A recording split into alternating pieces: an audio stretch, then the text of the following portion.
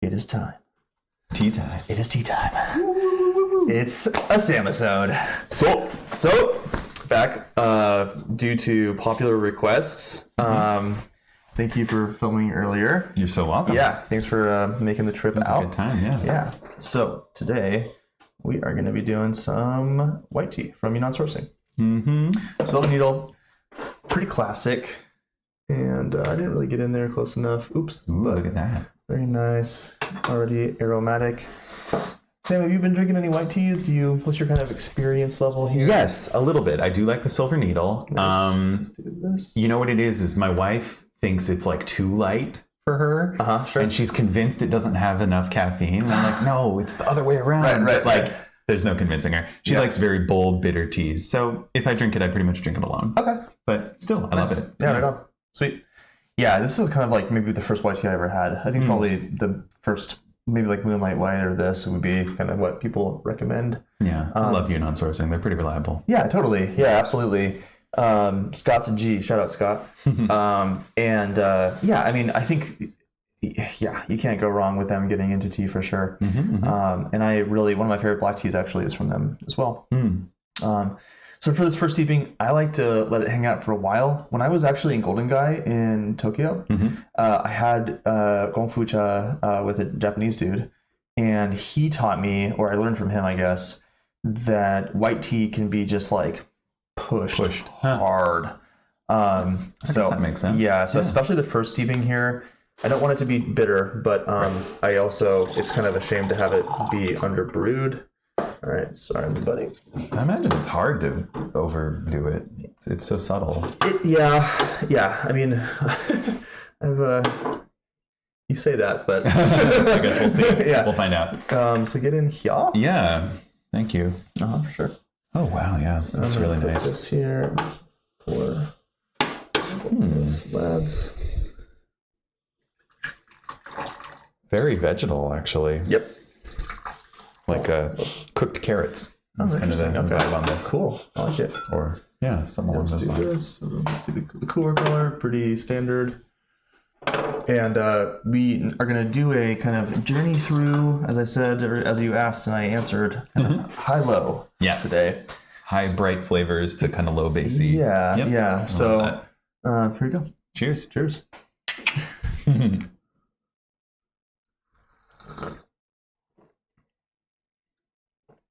Yeah, not pushed too hard at all. Yep.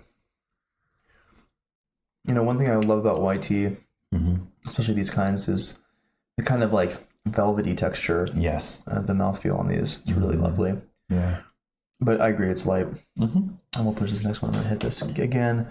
I'm using a little bit off of the boil water here. In terms of that carrot thing, are you getting that in the cup? Not quite. Yeah. It's related, but different. Yeah. I can't place the vegetable that it reminds me of, actually, but it does have something like that. I sometimes get a eucalyptus note from white teas, and I feel like this might have a little bit of that eucalyptus leaf thing. Have you ever been in a wet sauna? Yes. Yeah. And like the eucalyptus vibe and stuff? Yeah. It's so nice. So sometimes the eucalyptus has almost like a cooling mouth or like the lung feel when you're in the sauna. This not so much in terms of the cooling mouth for me. Although it's not some mentholy, like really minty teas, right? Kind of thing, Nice sweetness. Yeah, very sweet. Yeah. And again, we're starting kind of on lighter intensity, softer flavors. Did you get any fruit on this? Any flowers? Just in general, you don't need to even pick one. But I think gentle vegetable, gentle fruit flavor. Would you call it umami? What do you think about that part? A little. Yeah, but not crazy. Right. Maybe a 3 out of 10 on umami. Okay, interesting. But it is there. This is an interesting question while we're drinking. I'm actually curious to get your take on this because I'm working on the tea app, right? Right. And we have like tea intensities out of 10. And so what would 5 for you be the kind of standard no matter what, and like 4 is less than average, 3 less than average? Or would it be something like certain types of teas are just like a 0 umami no matter what? Yeah, I guess so. Yeah, it's hard to place exactly what would be 0 umami, but like the gyokuro would be a 10 umami, right? Or like an 11. Yeah, for sure. Yeah, for instance. Right. which if y'all are watching, that's one of the ones we did last time in July. Yeah. And oh dude, yeah. So good. So good. But yeah, totally. It's like kelp. Right. Yeah. Bone broth. Yeah, totally. And this is more almost on the other end of the spectrum for that, to me at least. Yeah, 100% agree. At least right now. Yeah, I'd say, much brighter. 3-2 even. Yeah, something like that in terms of umami. I have had white teas though, where it is just those floral notes and no umami, and this is not quite that. Yeah. It has a little bit of that vegetable. A little richer. Yeah. It's interesting. I'm wondering what that is. Nice. Well, we're gonna keep hanging out here and let this one sit for a little bit longer. We don't need to let this one sit as long. I boiled the water, and it's rehydrating in the gaiwan, so we'll give it whatever that was, 20 seconds. Yeah. And then we'll comment below how many seconds that was. Oh, sorry, we're not paying attention. Get into here. Get into here. Pretty classic. The leaves here have opened up. Oh yeah, pretty substantially, and they look more fully cooked. Yeah, absolutely. Yeah, more green and less of that fuzzy white. Right. Oh, I totally get the carrot on the nose, dude. 100%. Okay, cool. Yeah. Oh yeah, for sure. It was a great note. Stewed carrot. You know what I mean? Yeah. Almost baby food carrot. Yeah. Ooh, delicious. Yeah, I've had that involuntarily. Worse. Come on. And for anybody who doesn't know, like white tea is usually made with like super young leaves, right? And it has like the, for lack of a better word, lanugo on it, like the baby fuzz. Yeah, 100%. Yeah. And when you steep it like twice like this, then that fuzz has kind of, matted down. Totally. And you don't see it as much. Yeah. And a lot of the umami character is literally like proteins. Okay. And that makes sense. And so why you usually for Japanese teas only do like twice is that you actually just brew out a lot of those proteins and drink them immediately, and then they don't persist. So, all right. Cheers, Barbara. Oh wow, that has changed.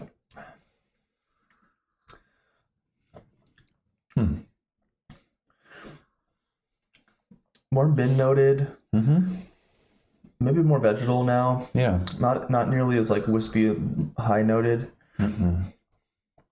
Yeah, almost like an oolong toast. Yeah, just a little in the back. Note, actually, yeah, I like that. Soft still. Yeah, and yeah, the mouthfeel. You're totally right. It's very gentle, velvety. Yeah.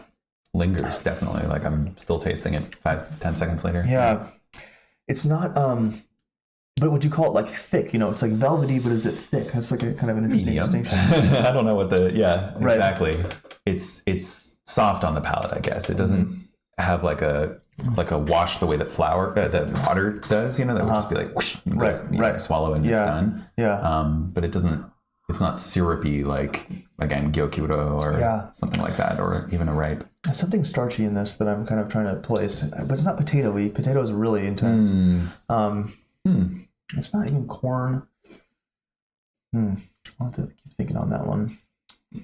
This is maybe too intense of a flavor, but maybe parsnip. I'm like, it's like carrot adjacent. Totally. Actually, 100%. Yeah. Parsnip is a strong character or flavor usually, though. So this is much not that soft. Yeah. In the app, people have asked, like, can I rate the intensity of each flavor that I'm adding? And it's like, I love that idea, but there's this like a certain amount of stuff. It's like, oh my God. Yeah. So when people are using the app and stuff, it's like, soft, light turn up, intense, deep wood or whatever, right? Okay, so we're gonna do this one more time here. And for white teas, for these that are, I think, kind of what I would call lightly oxidized, basically very green, I think they only go for like 3 steepings.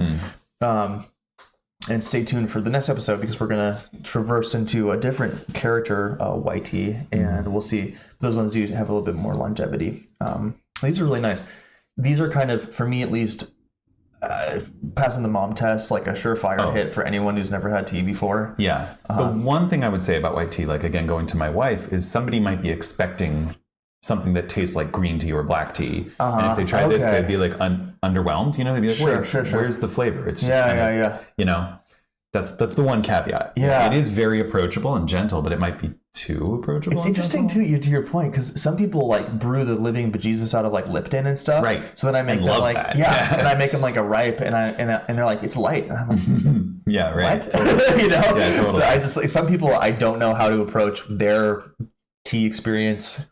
But yeah, white teas in general. It's not offensive. Totally. You know, that's a good way of putting it. You know what I mean? Like, 100%. It's delightful, but maybe a little too subtle for some. Yeah, absolutely. All right, I'll get in here.